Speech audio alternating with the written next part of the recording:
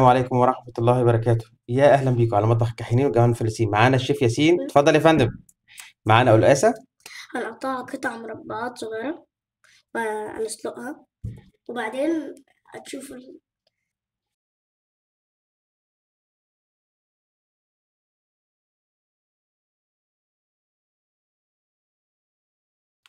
هنغسلها ونرجع لكم تاني. ورجعنا لكم بعد ما غسلناها. يا شيف ياسين زي ما انت شايف بنقطعها وبعد ما خزناها نقطعها ترانشات، اهي وبعدين نقطعها مربعات، اهي. ونجيب ملح ونرش عليه عشان يحفظه.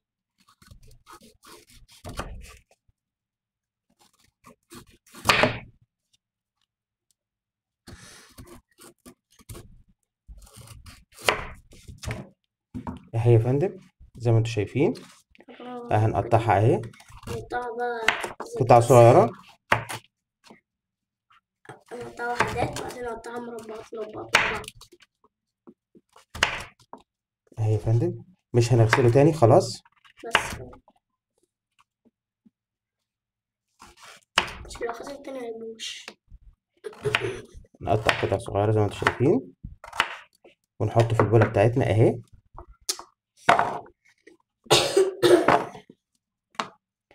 عفوا الشيف ياسين تعبان شوية، فهو تحمل مع نفسه عشان يصور معايا الحلقة بناء على طلب المشاهدين بتوع القناة.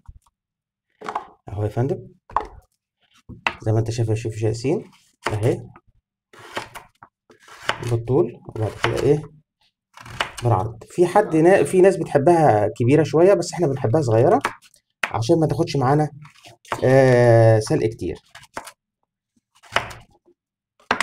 بسم الله ما شاء الله.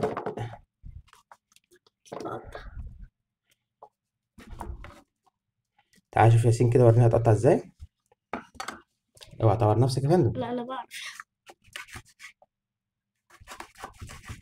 بس كفايه كده يا فندم.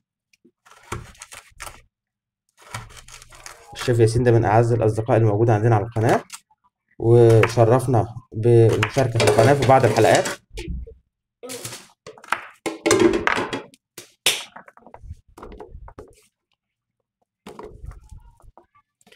ونقطع كميه اهي زي ما انتم شايفين، ونقطع اخر حاجه.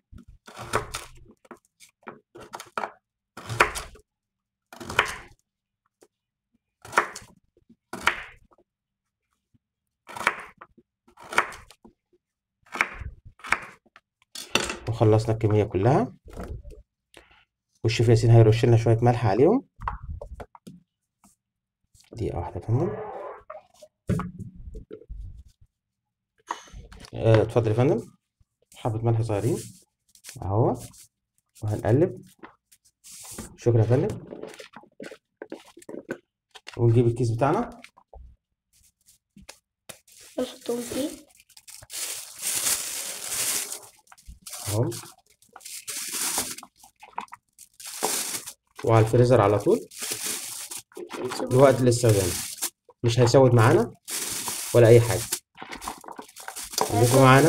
اوعوا تنسوا اللايك والاشتراك على قناتنا مطبخ الكحيانين والجمال الفلسطيني، بالاشتراك مع الشيف ياسين الشيف الصغير بتاعنا.